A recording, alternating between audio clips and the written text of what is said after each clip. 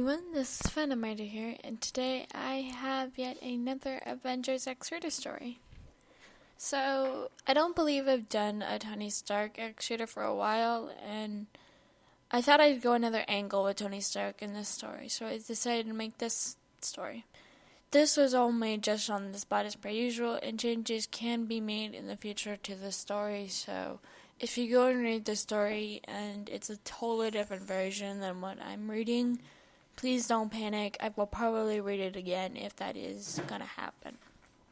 But anyway, why don't we go ahead and get started?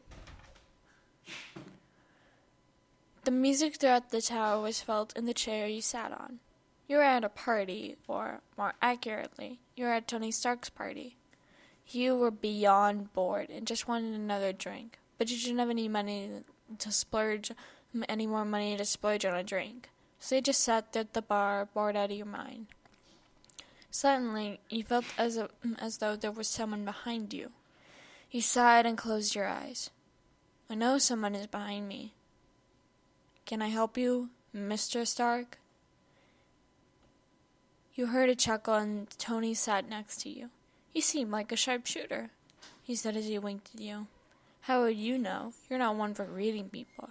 If they're women, you hook up with them, won't you? He said as he looked at him, clearly unimpressed. I like you. You're not a sugarcoater. I like that. Uh-huh.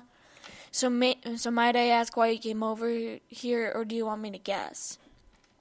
I want you to guess. His smirk was so big you thought it was almost funny. Well, if you were waiting for someone, you wouldn't come and talk to me. And at least I don't think you would. You wanted a drink and company, so you saw me alone and thought, why not say hello? But what you failed to take into account is that I'm alone for a reason. I came here to drink, but I didn't have any money for that. So I doubt you want to have me as your little hookup now. You sealed your speech with a breath. Not once during your little deduction did Tony Stark's smirk falter. If anything, it grew. How about I buy you a drink? Right, like you'd want to do that. What makes you think I don't? I'm not a big fan of people unlike you, so I don't know if I'd make good company. Come on, I've dated all kinds of girls, but not one of them played hard to get like you do. I find it funny. What's stopping you from drinking with me? Nothing, you said flatly. Then why not? It's just a simple drink after all. You sighed. Fine, but you're paying. Deal. Tony then brought the bartender over and you both ordered. You got your drinks and Tony held it up. A toast. To new friends? He had a smirk on, but his eyes seemed to betray him. His eyes almost looked hopeful. To new friends. You just spent the night drinking away. There were times when Tony's little gaggle of fangirls would come along, but he would just ignore them and focus on you. By the end of the night, you both were pretty tipsy. Thankfully, the party was coming to a close by this point. You knew you'd be too drunk to walk all the way home, and you didn't have the money for an Uber.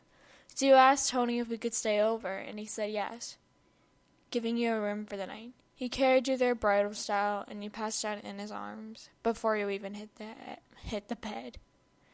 And now for a time skip, brought to you by Thor's Pop-Tarts. You awoke in a bed and sat up.